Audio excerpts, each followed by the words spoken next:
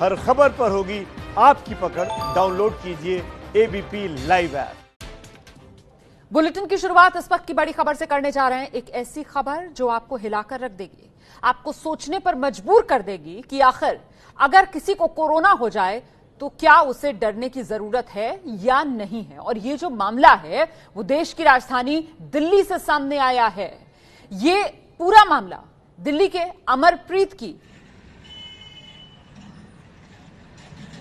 अमरप्रीत के पिता को कोरोना हो गया। 2 जून को अमरप्रीत एक ट्वीट करती हैं, मेरे पिता को कोरोना है, तत्काल मदद की दरकार है। उन्होंने ट्वीट करते हुए केजरीवाल, मनीष सिसोदिया और दिलीप पांडे को टैग किया। साथ में लिखा, कोई हेल्पलाइन नंबर काम नहीं कर रहा। दिलीप पांडे ने मदद का भरोसा दिया, लेकिन बकौल अमरप्रीत के परिवार को कोई मदद नहीं मिली। आज सुबह 8:05 पर अमरप्रीत फिर एक ट्वीट करती हैं, लिखती हैं, मैं एलएनजेपी अस्पताल के बाहर खड़ी हूं। मेरे पिता को बहुत तेज बुखार है, कोरोना पॉजिटिव है, वो उन्हें सांस लेने में दिक्कत हो रही है, लेकिन उन्हें भर्ती नहीं कर रहा है अस्पताल। अगर मदद नहीं मिली तो फिर उनकी मौत हो जाएगी, कृपया मदद कर दें। 8:21 पर फिर यही ट्वीट वो दोबारा करती हैं, लेकिन उसमें मुख्यमंत्री केजरीवाल, हेल्थ मिनिस्टर सत्येंद्र जैन, आम आदमी पार्टी के विधायक राघव चड्ढा को मदद के लिए टैग करती हैं।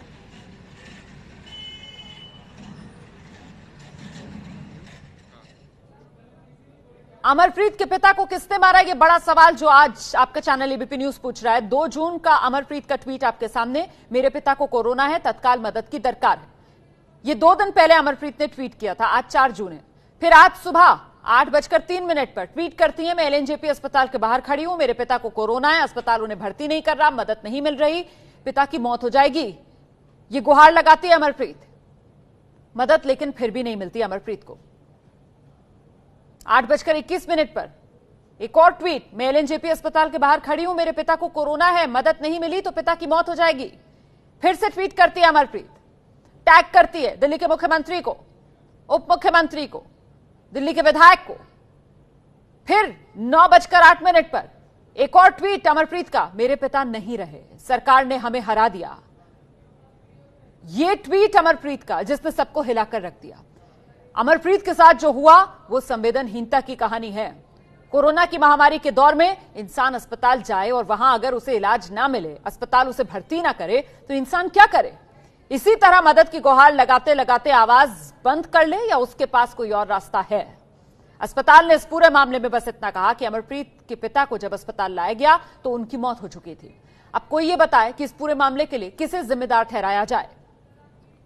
सरकार की ओर से इस मामले में कोई प्रतिक्रिया भी नहीं आई है। हम इंतजार कर रहे हैं कि दिल्ली सरकार की इसमें कोई प्रतिक्रिया आए। हम बात करने की भी कोशिश कर रहे हैं दिल्ली सरकार का पक्ष जानने के लिए इस पूरे मामले में, क्योंकि एक पक्ष अमरप्रीत का पक्ष जो देश देख रहा है, जिसमें अमरप्रीत का दर्द है, अमरप्रीत की गुहार है, अमरप्रीत की बेबसी है, और वहीं दूसरी तरफ अमरप्रीत के इन ट्वीट के जरिए नजर आ रहा है सरकार का संवेदनहीन रवैया। देखिए, दिल्ली में इस तरह की लापरवाही पर अमरप्रीत के भाई सतविंदर से जब हमारे संवाददाता अंकित गुप्ता ने बात की तो परिवार ने सरकार के इंतजाम पर कई सवाल उठा दिए। ये बातचीत सुनिए जरा।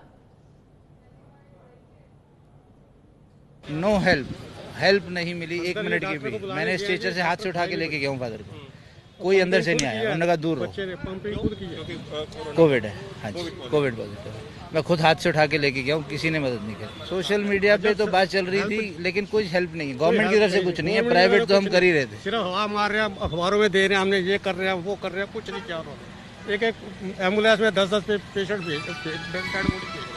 ट्रीटमेंट गलत हो रहा है, बहुत गलत हो रहा है। शो कर रहे हैं। रिपोर्ट भी अगर मैं आपसे शेयर करूंगा तो उस पर लिखा है कोरोना पॉजिटिव, और नीचे लिखा है it can be negative also if the patient is okay. तो इस रिपोर्ट का क्या मतलब है? अभी जो हुआ सर वो यही था, कोई हेल्प नहीं मिली भैया को। मेरे को भैया ने एक टैबलेट लेने भेजा था, जब तक वो टैबलेट लेके वापस आया हूँ ताया जी की डेथ हो गई। हाथ जोड़ जोड़ के भैया ने ईसीजी करवाया, डॉक्टर्स ईसीजी तक नहीं कर रहे। अभी मैं सुबह 6 बजे फोन आया था मेरी सिस्टर का कि डैडी ताया जी की तबीयत खराब हो रही है, तू जल्दी जा। मैं आ गया, यहाँ लेके आए, अकेले भैया ने स्ट्रेचर में लटाया, अकेले लेके गए हैं, डॉक्टर से हाथ पाँव जोड़े हैं, पंपिंग करो, कुछ तो कर दो। वो डॉक्टर कहते कुछ है ही नहीं, कुछ है ही नहीं, हम क्या कर सकते हैं। ईसीजी हाथ जोड़ जोड़ के कराया, उसका क्या फायदा होगा। इस मामले पर बीजेपी के नेता हैं कपिल मिश्रा ने ट्वीट करके केजरीवाल सरकार के काम पर सवाल खड़े किए हैं। जरा ये ट्वीट देखिए आप। कपिल मिश्रा का ट्वीट, 2 जून सुबह से 4 जून सुबह तक कोरोना पॉजिटिव पिता के इलाज के लिए गुहार लगाती रही है बेटी, आखिर पिता ने दम तोड़ दिया। आगे अपने ट्वीट में कपिल मिश्रा सवाल खड़ा करते हैं दिल्ली सरकार पर, दिल्ली सरकार के कामकाज पर। लिखते हैं, न अस्पताल मिला न इलाज मिला, इन 3 दिन में केजरीवाल ने विज्ञापनों पर 12 करोड़ रुपए खर्च कर दिए। तो घेराबंदी जो बीजेपी की तरफ से की जा रही है केजरीवाल सरकार की। सीधे रुख करते हैं, मेरे साथ मेरे सहयोगी अंकित गुप्ता इस वक्त मौजूद हैं और डिटेल्स के साथ। अंकित गुप्ता, देश की राजधानी दिल्ली से ये दर्दनाक मामला जो सामने आ रहा है, इस कोरोना काल संकट काल में सरकार के इंतजामों पर, तैयारियों पर बड़ा सवालिया निशान लगा रहा है। दिल्ली सरकार चुप क्यों है? क्या कोई जवाब नहीं है दिल्ली सरकार के पास देने के लिए?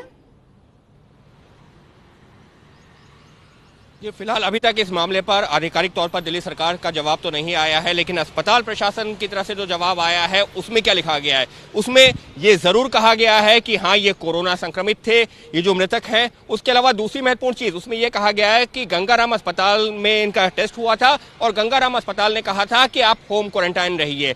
हमारे अस्पताल में जब ये आए तो ये ब्रॉड डेथ थे, यानी कि इनकी मृत्यु हो चुकी थी।